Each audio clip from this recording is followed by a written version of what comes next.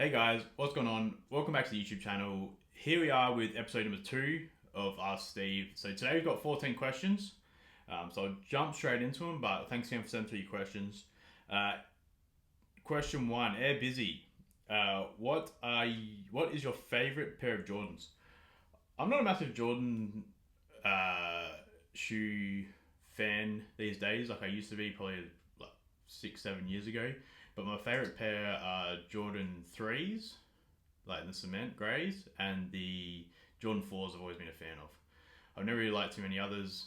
Like the ones are alright, but yeah, definitely just the 3 and 4s are like the only pairs I ever owned. And I have no pairs now. Dylan Stafford, risks you wish you took since leaving school or opportunities? Um, there's not really too many risks that I guess I wish I'd taken. I think probably a lot of the time I wish I'd just gone and done things rather than worrying too much about failing or worrying too much about what people will think, which is something that I guess everybody does, but especially me, like even with like YouTube and wanting to start doing YouTube again for 3 or 4 years, I've always been, I guess, worried about how my videos would come across or what people would say about me doing videos. But yeah, I guess you have to just get over that. Yeah, otherwise you never achieve anything if you worry too much about what people think. Um, there's a lot of things that I wish that I'd done looking back onto it. I know everybody says it, but like Bitcoin. I started getting into Bitcoin around 2017, I reckon it was, when Bitcoin just cracked $1,000. And I was going to chuck like 5 grand into it, and I just didn't, and then just fucked around. But I mean, that 5 grand I used to start my online personal training business at that stage, and got like a website made up, and got my website made up, got like a PDF, like all the stuff that I did for my online training. I put like probably 5 grand into that. The dude who did it for me fucking absolutely ripped me off, like, which pisses me off because I know how simple it was to do, and if I had my time again, I can do it myself very easily. I'm actually going to put this in here for a bit of tip, but if anybody ever needs anything done, like websites created, logos created, um, artwork, anything like that, Fiverr, Fiverr, is an amazing source. I mean, that's all this dude did. He charged me like 6 grand to set the shit up, and he would have just been going to his mate, not his mate, but his person he was chatting to overseas on Fiverr and paying them probably 1% of what he charged me, probably 10% of what he charged me, making a shitload of money off me. Any revisions I wanted, he just went back. That's a good business opportunity, really. If you want to start logo creations and stuff, charge people $100, go to Fiverr, just get somebody to make a logo for $20, and then you keep the $80. So, but yeah, if you want to do anything with business, use Fiverr, which is amazing. It's not, and I just wanted to put this in here because actually I did read this like when you sent it through, but it's something that I wanted to harp on, and I wish that in school, I wish that I learned more about like business, setting up a business, about tax, about investing, those kind of um, real life, what's the word I'm looking for? Skills. That's not a hard word, is it? Real life skills um, that they just didn't teach, or if they did, they skimmed over it for very quickly. Like, yeah, there's so many things like Pythagoras and all those things about like finding the length of a triangle, which like fuck, you never learn that. Like as soon as I walked out of school, I went and got my PT qualifications and started landscaping. Like I never once have studied again in my life. And through school, I always had so much pressure put onto me about wanting to go to uni and what do you want to do? What do you want to do after school? What do you want to do at uni? What are you going to study at uni? So much pressure on your TER. I don't even know if it's called that in other states, but like your tertiary entry requirements. So much pressure is put on that, this solitary number of what you're going to get, when yeah, nothing for real life was actually taught. And someone like myself who didn't want to go be a doctor or didn't want to go be a physio or a school teacher or whatever, anything like that, like didn't really benefit me. If alright, well, if those aren't my talents or they're not something that interests me, it could be investing, it could be yeah, this is how you set up a business, this is how you do these kind of things, which I think would be cool. Tone Def 44, did you choose an apparel name? I probably got about 80 replies to that story, and I reckon a good like 25 to 30% were like Neve Apparel, Neve Movement, Nevos, all these different names around Neve. A lot of them were like sort of 3 word like names, a lot of them were initials, and I didn't want initials. I don't mind Neve just for like short, like Nike, Adidas. Those kind of brands that I like are all one word, short one word, and you can do a lot with them. You can do a lot more with a logo and stuff than you can with like three worded brand names. So at the moment, Neve is probably the one I'm leaning towards. But yeah, it's just something I'll keep working on. So keep your eyes peeled. T. Coulson, current fitness, body comp, strength goals. My current strength goal is I want to get back to deadlifting 300 kilo. I just want to keep improving my fitness. So, what was it? It was Friday night in the HIIT class. It was a full body strength session, but then we did a 200-meter run as like one of the exercises. So it was like sumo deads. It was sumo deads. I can't remember what the other exercises were, but the last component was a 200-meter run. So like doing that, then going straight back into sets of 5 sumo deads, going to exercise a 200-meter run, absolutely gassed me. So I'm alright doing the quick like 5 reps this, 5 reps of that, 10 reps of that, because I'm quite strong and I do have some kind of endurance now. But yeah, really that run and like the roller or the air bike when you have to do longer distances absolutely kills me. So I want to increase my aerobic capacity, but also maintain what muscle mass I do have at the moment. Buff Bonnie, how is your relationship with the guys at Massive Joe's?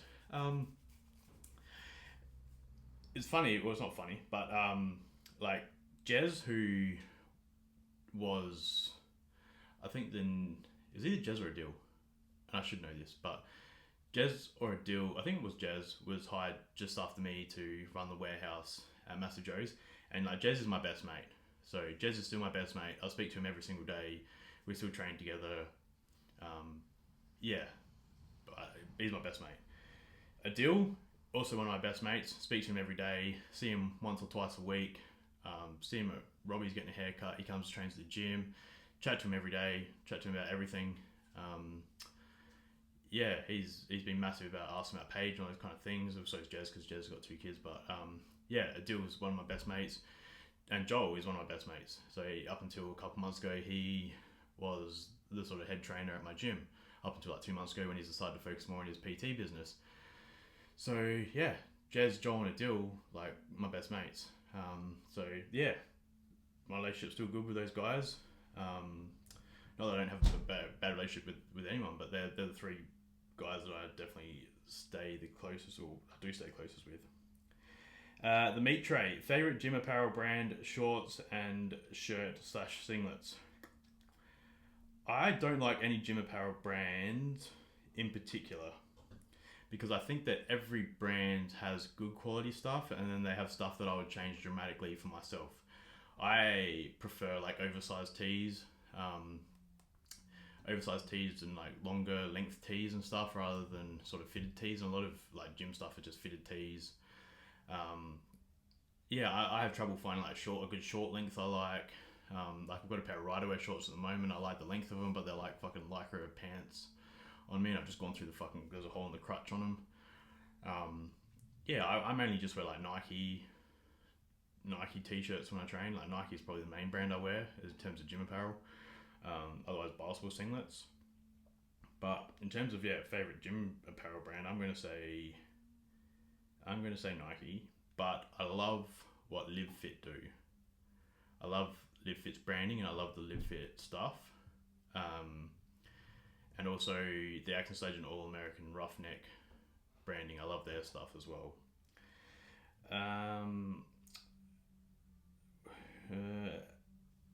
Zacadelic, can you chat about your vending machine gig? I mean, there's not really too much to say at the moment because it still is in its sort of beginning stages, but there's 3 machines.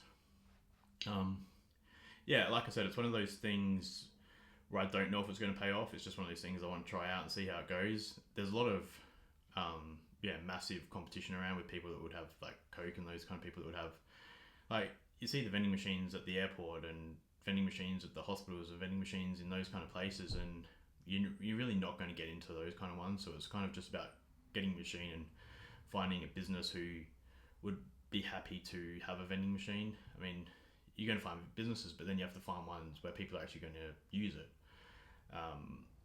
That's why like my ones are in gyms, which is good because people at the gyms, there's protein powder in there, there's pre-workout in there, there's water in there, there's Powerade, there's Red Bull, there's Monsters.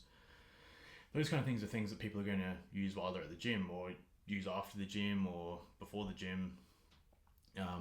Yeah, it's very hard to get into. So, like I said, I've got 3 machines. Um, I don't know why I use the Anchor's phone because it always locks and I never remember the password. Um, yeah, very hard to get into. So I'm going to see how it goes. But the thing is a machine will cost you about 8 to 10 grand. Um, you'll get your return on investment if you're in a pretty solid spot after 12, 14, 16, 18 months.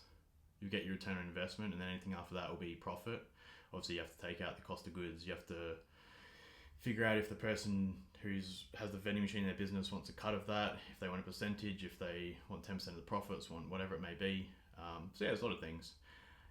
I don't think it's going to be as lucrative as probably I first assumed, but still something that you got to try. Challenges with running a gym through lockdown and restrictions. I mean, obviously the main thing is as soon as we can't run the gym, or people can't come to the gym, we have to cancel memberships, but we still have to pay rent. So I mean, yeah, we have to still pay our X amount of money per week, like $1,000 a week rent, when we've got no income coming in. There was that 50% rent relief, but still $500 a week rent when you're not getting any income sucks. Like the Anchor, my fiance, who is the gym manager, obviously you get job keeper and stuff like that, definitely helped out, but it's still very stressful. In terms of the members, then we had the 1 person per 4 square meter, which was fine with us, but then we had the cap on members, only 10 people per class. From some classes we have 30 people in the classes, so you get unhappy members that they can't book into the class they want to book into. And just through us, heaps of members and people were hitting us up asking about what was going on with restrictions, when the restrictions get lifted, and we just sit there and watch TV, and when Stephen Marshall or Scott Morrison says what the rules are, we're finding out at the same time as the general public. So it's not like gym owners or business owners get a special memo or an email to say, look, this is what's going on. We just find out when we're reading it on the TV screens like everybody else. So yeah, it's definitely, I mean, obviously there's all the cliche stuff, like everyone's in it together, and it's the thing. I think you just really have to support your local businesses, and it is nice when, obviously, something like my gym, which is sort of $49 a week, if you've got a service that you're not going to, you're not going to keep paying $49 a week. I don't expect the members to keep paying $49 a week to a service they can't come to, so of course I'm going to cancel their membership. So yeah, it is stressful. It's stressful when you see, it's still stressful now because you see the numbers and the outbreaks, and 6 new cases or 7 new cases, and now it's Omicron being found in the state. And if you've got a close contact on your exposure site, you've got to shut down for 2 weeks, or you've got to isolate for 2 weeks, and then your business has to close. And it's not something I worry about, but it's always going to be in the back of your mind about, imagine we might have to close down, and you might get a contact here, or you might get whatever. It is stressful. So I think that was the thing, is last year you just become a bit numb to it all, and you just whatever happens. Scott's Journey says, what business do you own, and advice to people wanting to get into business? So I've got my gym, then got the vending machines, got the eBay store, which is going alright. I'm doing about $1,000 worth of sales on there a week, so I'm not going to call that a business, but it's something else I do that brings money in. So they're the 3. Advice people want to get into business. My probably biggest tip is to do as much research you can. And I mean, for me, it was good because I found a mentor, and my mentor is Daniel, who is also my business partner now. But even before I went into business with him, as I used to go meet with him once a week at Argo and have a chat to him about business, about my business ideas. Really just as a mentor, just to sort of try and get things happening. Then when I eventually saw the opportunity with the gym, we both sort of jumped at it and went into it. And then with the vending machine, it's happened. So I think definitely speaking to people who have been there and done it before, and that you can get advice from. It's actually something I want to do with the YouTube channel. I did speak to Daniel about this during the week, is starting a series, chatting to local business owners, because I'm in Adelaide, but local business owners in Adelaide, and seeing how they would start their business, or advice to people wanting to start a business to like really bootstrap a business. And if you don't have that many funds to get started, or you've only got sort of $5,000 or a couple grand to get started, how they would do it and what they would do. A lot of times you see like Gary Vee and these kind of people, and it's easy for them to give advice. I find like Gary Vee does give a lot of good advice, but it's very easy for them to give advice when they are already worth $100 million or $200 million. I think it's very interesting to hear local people who own local businesses that you know of, how they deal with things, how they run their businesses, tips they give, because everybody's different. So yeah, that's something I want to start doing on the channel, is start interviewing people, which I think would be interesting. Anthony Simpson, actually, Scott, I probably didn't answer your question in full there, did I? Advice people want to get into business. Probably it is just to start after hours, to start it as a side hustle. So work like your 9 to 5 as like your regular job, and then from like 7 to 12 at night, then start working on your side hustle. Even if you're like a labourer and you're like a tiler and you work like 9 to 5, or not 9 to 5, but you're a tiler, you work 7 till 3, let's say, Monday to Friday, and then Saturday, Sunday, start trying to pick up some small cashies and start building your business that way. Getting word of mouth is, start working on that side business, outside of hours, until you do have that business going and you can replace your current income, and then you can really dive into it. So that would be one piece of advice I'd give. Anthony Simpson, had you not torn your pec, do you think your life would be drastically different from today? One thing I try not to do is look back at things and say, what if? I think that it's a bad habit to get into, is looking back and saying, what if? There's a million different things you can say what if to. Like I just said before, if I had invested in Bitcoin at $1,000 and I bought $5,000, $500,000, then I could be somewhere completely different. With that 500,000, I could have bought more, could blah, blah, you know what I'm saying? Like, you could say that about anything. If let's just say I didn't tear my pec and I finished that workout, I could have died in a car crash on the way home. You don't know. So I try not to say what if to anything. As I said, I already wasn't really enjoying my job at Massive Joe's when I did my pec, because I wasn't enjoying the general manager position. So maybe it pushed me out and just made the decision easier for me. But then you look and say, well, what if I didn't tear my pec? Would I have? I might not have. I probably wouldn't. Well, I wouldn't have Paige here with me now. I was with the anchor at that stage, but everything had to align for Paige to be born at that precise moment. So everything aligned, and I wouldn't change anything. Braden Klassen, will your second gym be up north of Adelaide? It'll definitely be up north of Adelaide. I just don't know how far up north. Like, I grew up in the northeastern suburbs, so I grew up in Highbury, which is like Teacher Gully, Durnham way, Modbury way. I've got a lot of mates around that way, and then obviously I'm further north now, and it's just hard to know. It's hard to know if a gym like that would do well, like out north, for example. If people go to it, a lot of people are happy going to Derrimut and paying their $199 for 12 months. Like, are they going to fork out $49? They're the things you have to know. And that, like before, you don't really know unless you take risks.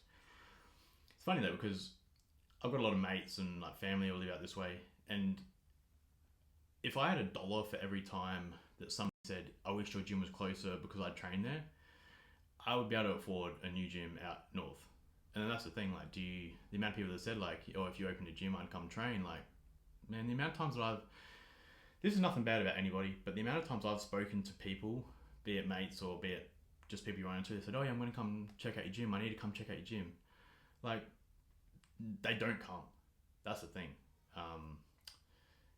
So, I could go open a gym in the northern suburbs hoping that my mates or whatever will come and join and train and pay, but I can't sort of take that risk without sort of any concrete, without knowing it. I definitely will open one in the north, but it just depends on where. I think that what we offer, based on like the classes and the equipment and The facilities, obviously with the recovery facilities, I think it's really like one of a kind in Adelaide. I mean, there's a lot of competitors like F45s and Your Body Fits. They're amazing businesses and they're very successful franchises, but they don't have like the open gym side of things, or they don't have the recovery side of things, which I think sets me apart from them. And I just want to stay in my lane, and I just want to do what I'm doing. I'm not trying to be F45, and I'm not trying to be Dermot. I'd like to be in the middle of those two. So yeah, see how we go. If I do, definitely be like, I've got like 400 square meters down there, so it'd definitely have to be at least 600 square meters. And do a full on bodybuilding gym with the full HIIT facilities next to it, plus recovery stuff. Jared Nash, what's your all-time favorite baller? Mine is Kobe. It's funny, when I reckon I must have been under 14s, I started playing basketball. I'd always played like just backyard basketball, like street basketball with my mates. My mate Brad, well, my best mate growing up, Brad, who still is one of my best mates. He had a basketball ring in his front yard, and we used to play every single day. We played every sport: footy, cricket, basketball, skateboarding, scooters, BMX, all those kind of things. But yeah, we played a lot of basketball. And Brad was a good basketballer. I was not as good basketballer. But anyway, when we got to about under 14s, under 12s, under 14s, we joined a basketball team, a local basketball team. We just put our name on the list and said, who needs a basketballer? And we both went and joined up for this team. And yeah, it was cool. I enjoyed it. Definitely wasn't a good basketballer. Probably my best position was like, the guy like when a ball, like when a goal gets scored and then you have to go grab the ball and pass it back in. That was my job because I was great at passing back in. I couldn't dribble and I couldn't shoot, so I was a good passer in her. But yeah, we played for a team, and then ended up we got to about high school, so it must be like under 14s or under 16s. We started our own team. But me, Brad, and my other good mate Mooney, we used to like practice for like 4 hours before the game came. And we'd start practicing like midday or 10 a.m. and the game was at like 3 o'clock, and we'd play for 5 hours and 1-on-1 and 2-on-2 with Brad's brother. And by the time the game came around, we were exhausted because we'd already playing for 5 hours out in the sun. But yeah, anyway, to answer your question is I was always Kobe, so I had my Kobe Bryant jersey. Brad was Allen Iverson and Mooney was Jason Kidd. So that was just, who we were. Kobe was always my favourite player growing up. Everyone always had that Michael Jordan, like MJ kind of thing, but he was probably just before me, like before my time. Like he was like Allen Iverson, and Kobe was just coming through. Nowadays it's LeBron. Richie McKinnon, hard or soft shell tacos? I'm going to rock the boat here and say neither. It is tortillas. I like wraps. I'm not much of a Mexican fan though. Like I wouldn't go there and eat it. I've eaten Zambreros a few times, but I always just get the wrap with the beans and the meat, and it's always pretty plain, but it's always the wraps I get. And Jez, my best mate Jeremy Allison. Is it true Jeremy Allison is your biological brother? So Jez is my brother. It's a bit like the Kane and Undertaker brotherhood. So if you compare Kane and Undertaker, that's me and Jez. So he is my biological. Yeah, well, am I talking to you or am I talking to the camera? But anyway, Jez is my biological brother. There we have it. 14 questions. Hopefully I answered them alright. If there's anything else you want to know, hit me up directly or put it in the comment section. I can expand on stuff. But yeah, I appreciate the questions. I'll do another one next weekend again, so stay tuned for like next Friday or Saturday. I'll do a Q&A on my Instagram, and you can ask questions if you want to. DM me like a couple people did, and I'll add them in as well. So there you go. Make sure you like, share, subscribe. I appreciate the support, and I'll see you in the next video.